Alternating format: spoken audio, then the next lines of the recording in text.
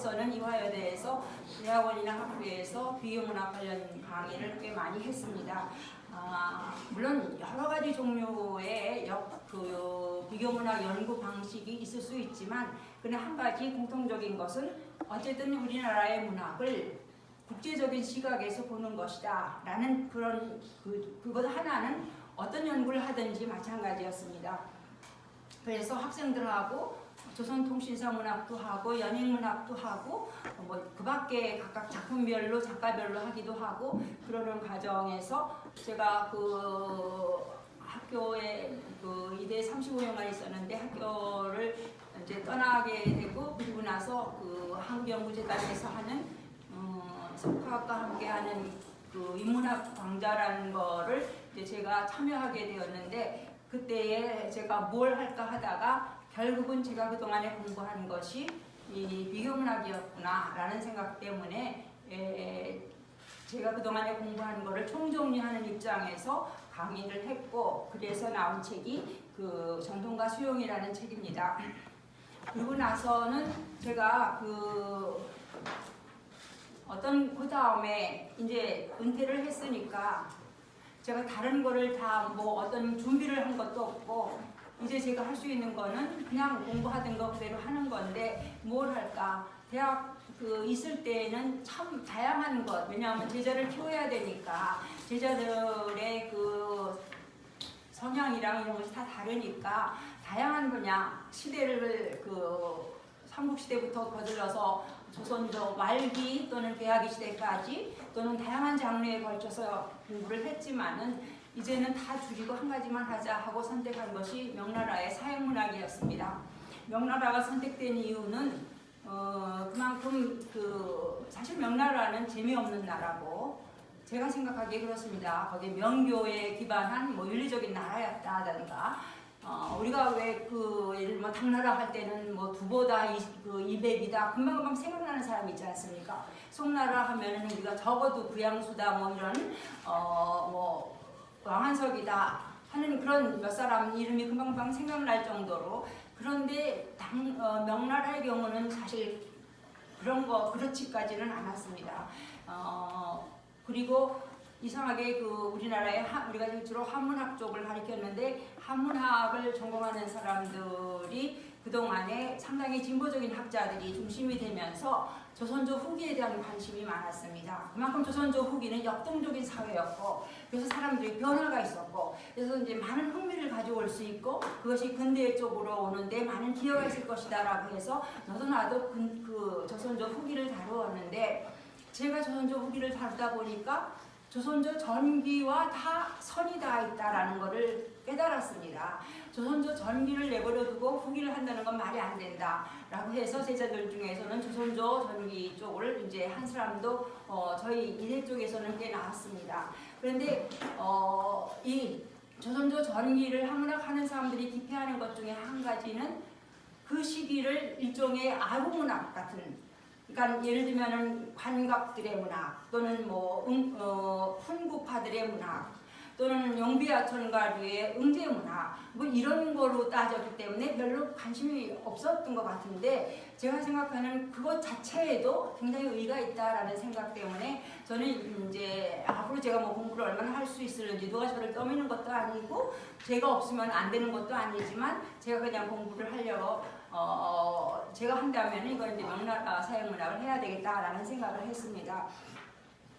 그래서 그동안에 제가 몇 가지 논문을 쓴 것들이 제가 여기서 사연을 통해 본 조선과 명나라의 관계에서 나오는 몇 가지들을 제가 이 명나라 사회문학을 연구하면서 나왔던 얘기인데 제가 특히 명나라 거를 해야 되겠다라고 생각을 하면서 가장 알고 싶었던 것이 하나는 요동에 관한 주제, 요동 테마가 어떻게 나타났을까, 사신들이 어떻게 봤을까 하는 거였고 또 하나는 바로 오늘 말씀드리고 싶은 조선조 그러니까 전란 이후에 명나라 망하기 전까지의 명나라 사행 그러니까 일단 명나라를 명나라 사람들이 우리나라에 들어오고 군대가 들어오고 하면서 직접 부딪혀 보아서 뭐 좋은 점 나쁜 점을 다 겪어가면서 나온 이후가 17세기 전반이기 때문에 그 시기에 이 서양문학은 어땠을까 하는 것들이 제가 이제 관심을 많이 갖게 되었는데, 그중에 이제 그동안에 한 거로는 일종의 이제 하나는 요동.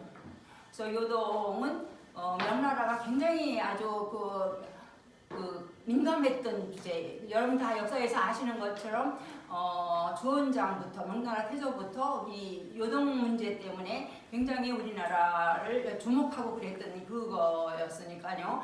그러니까 우리나라 사신들은 명나라를 지나가면서 옛날 고구려의 땅이었고 안시성 전투가 있었고 이런 이 땅에 대한 그걸 어떻게 생각하고 있을까 하는 생각을 이제 보게 되었는데, 생각보다 참 많은 사람들이 기억을 하고 있었어요. 근데 기억을 하고 있는데 단지 명나라 이 사사로운 신문이라도 명나라 쪽에서 다 아니까, 그러니까 뭐 특히 이것이 옛날에 우리 땅이다 뭐 그렇게 뭐 주도권 우리나라의 우리나라 거라는 거를 주장하고 그런 거는 아니었지만, 그러나 과거에 대한 기억 속에서 모두 다 이 고구려가 살아있다라는 걸 느꼈습니다. 그래서 제가 그냥 거기 잠깐만 쓴 거가 학봉 김성일이 주필산이 바로 당태종이 이제 거기에다가 자기의 공로, 그 사람은 자기가 다 안시성이나 이런 요동을 정벌하기도 전에 요동 정벌 같은 거는 내 주머니 속에 물건 하나 꺼내는 거나 별건 없다. 그렇게 쉽다.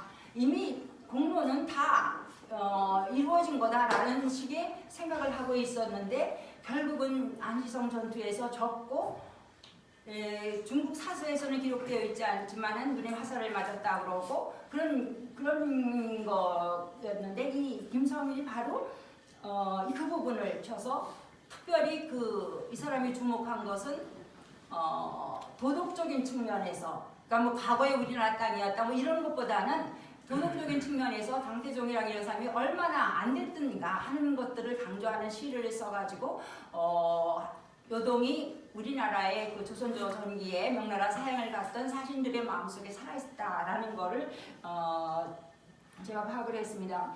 그 다음에 또 이거 최근에 썼던 논문이 종계변모인데, 명나라 사행 중에 가장 많은 뭐랄까요, 어떤 조선조 전기의 사신들, 물론 때마다 가는 것도 있고 황제의 탄일이나 뭐 황태자가 태어나서 가고 여러 가지가 있지만, 그러나 가장 중심을 이루었던 것이 바로 이 종계변모를 위한 사신들이었습니다. 그것이 거의 200년에 걸쳐서, 왜냐하면은 명나라 태조가 자기가 조훈록이라는 거를 쓰면서 거기에다가 몇 가지 예를 쓰는 것 중에 조선이라는 나라가 그 중에 이성계라는 사람, 그걸 이제 뭐 이름을 단이라고 하는데, 이렇게 하면서 나오는 말이, 그 사람은 고려 때의 이인임이라는, 우리가 아주 가장 부패한 관리라고 생각을 하는 이인임의 아들이다. 그리고 고려의 왕 넷을 시해하고 왕이 되었다라는 구조를 자기네 조훈록에 썼습니다. 그랬는데 그것을 이제 나중에 발견하고 태종 때에 가서 그거를 고쳐달라. 이건 사실과 다르다. 우리는 이인임하고는 상관이 없는 집안이고 고려왕 넷을 다 죽이고 그런 건 아니다라는 얘기를 해서 그 시대에 우리나라의 태종 때가 명나라는 영락황제 때인데, 영락황제는 그걸 바르게 받아들였어요. 그렇다, 이게 사실이 아마 잘못 기록됐나 보다, 고쳐라, 그렇게 얘기를 했고, 우리나라는 그것을 이제 그게 그대로 다 잘 돼 있는 줄 알고 관심을 안 가졌었는데, 이제 중종 때에 들어가서 어떤 사람이 가서 보더니 이것이 대명회전, 중국의 그냥 가장 뭐랄까요, 권위 있는 법전에 이게 그대로 실려 있더라, 전제되어 있더라.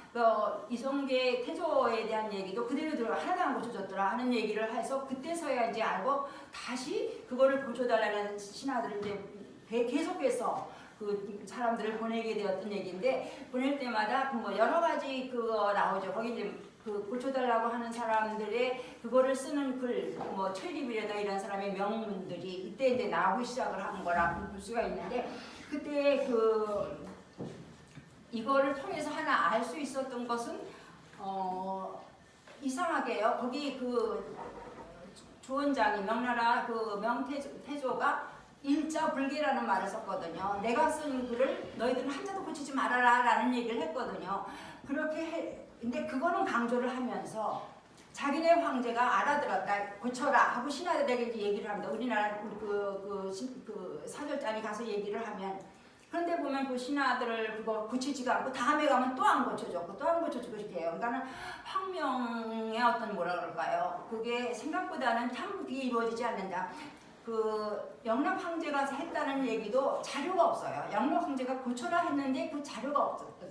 그게 나중에 민간에서 백구조례라는 책을 하나 발견했는데 거기에 있었다는 거예요. 그러니까 굉장히 뭐랄까요, 그 황제의 명들이 그대로 이렇게 써여 있는 게 아니고 그것이 그 신하들 때 와가지고는 뭔가 이렇게 잘 그대로 명령이 그대로 시행되지 않았다라는 게 보이는 거. 그것도 하나의 특성이고요. 그 다음에 하는 가지는 뭐냐면 내가 고쳐주겠다. 뭐 나중에 가정 황제도 그렇고 다음 황제들이 전부 다 이거는 그렇게 하려고 해주겠다. 근데 해주는 이유가요, 잘못돼서 고친다는 게 아닙니다. 너희들의 그 아주 성효, 정말 정성과 그 효성스러움이 정말 지극하니까 그것 때문에 고쳐준다. 절대 자기네가 잘못된 걸 고쳐준다는 것이 아니고 참 그걸 고치기 위해서 고쳐달라고 자기 조상들을 위해서 자기 그 부왕을 위해서 자기의 할아버지 왕을 위해서 또는 뭐 자기의 조상을 위해서 그 잘못된 일을 고치려고 하는 그 노력, 그것이 성효가 효도하는 마음이 간절하기 때문에 내가 그것에 감동해서 고쳐준다라는 얘기를 해요. 그러니까 그런 거. 사실의 오류를 일종의 성효를 간주해버리는 이런 것들이 굉장히 그 특성으로 종교목록에 나오기도 합니다. 그 다음에 또 한 가지 증거가 이제 17세기 이전, 15, 16세기에는 어땠을까 하는 명나라 인식에 대한 얘기인데요. 이거는 제가 지금 올인권이 하는 것도 그렇고 완전히 사신들이 가면서 쓰는 걸 우리가 사행문학이라고 한다면은 사신들이 가면서 그 과정 지나가는 길에서 뭘 글을 쓴다든가 느낌을 쓴다든가 또 명나라나 수도에 들어가서 그런 걸 쓰는 그런 사행문학하고는 조금 다르게 이거는 저는 서를 중심으로 했습니다. 증서의 서. 그러니까 이 서라는 거가 우리나라에서 지금 뭐 서문이니 말문이니 할 때 서에만 해당하지만 본래가 서라는 것이 사람이 이별할 때 주는 글이었는데 명나라나 뭐 다른 나라 가는 사람들, 그 사신들이 갈 때에 그 사신들에게 주는 그 글, 사신들이 가면서 글 잘 쓰는 사람에게 부탁을 하죠. 좀 글 하나 나 가면은 그거 노자 삼아 가면서 그거 읽으면서 지내겠다. 그러면은 그래라 그래가지고 노자 삼아 이거 읽어라 하는 의미로서 주는 게 이제 서인데 제가 하는 게 서가 중심입니다. 그 서를 쓰는 사람들은 갔다 온 사람, 사행을 다녀온 사람도 있고 사행을 가보지 못한 사람도 있습니다. 여기서. 그러나 그냥 직접 갔던 사람이 쓴 거하고 차이점은 상당히 거리감을 가지고 객관적인 거리를 가지고 명나라에 대해서 쓸 수 있다는 점. 그러니까 우리가 명나라 직접 갔을 때 그 의리의리한 뭐 궁정을 바라보고 뭐 어디를 보고 그랬을 때 느끼는 감탄 때문에 감탄하느라고 다른 거 볼 새가 없어요. 그러나 이렇게 여기서 가는 사람을 보내면서 쓰는 사람은 일단 명나라라는 나라에 대한 객관적인 거리를 가지고 인식을 해서 그거를 보내주는, 그걸 가지고 글로 쓰기 때문에 상당히 그런 측면에 있어서는 또 의미가 있다고 보고, 그래서 이거 오늘 하는 것도 그렇고 이거 17세기 이전 15, 16세기의 명나라 인식도 서를 중심으로 해서 보게 되었습니다. 이 시기에 그거는 보통 근데 이 서가요 15세기, 15, 16세기 초에 나오는 거 그때가 한문통에 글들이 나와 있고 그 다음에 없다가 또 17세기에 들어오면서 또 한문통에 서글이 많이 나옵니다. 그러니까 이제 결국은 서 중심으로 해서 그렇게 양분해서 보게 되었는데 15, 16세기 서 중에 특별히 하나 이게 주목할 만한 것은 뭐 물론 명나라 황제에 대해서 국진이 묘사하고 그런 거가 한 그룹이 있지만 거기 다음에 홍기달이라는 사람하고 김종직이라는 사람. 홍기달은 직접 명나라 사양에 다녀온 사람이고 김종직은 명나라 사양을 한 적이 없습니다. 그런데 그 두 사람이 명나라 사신으로 누가 간다고 하니까 쓴 글을 보면은 홍기달 같은 사람은 중국이 뭐 뛰어난 게 많죠. 그러나 그 문명이나 문화가 본래 자기네 게 아니다. 다 외국에서 받아들인 거를 자기화한 것일 뿐이다.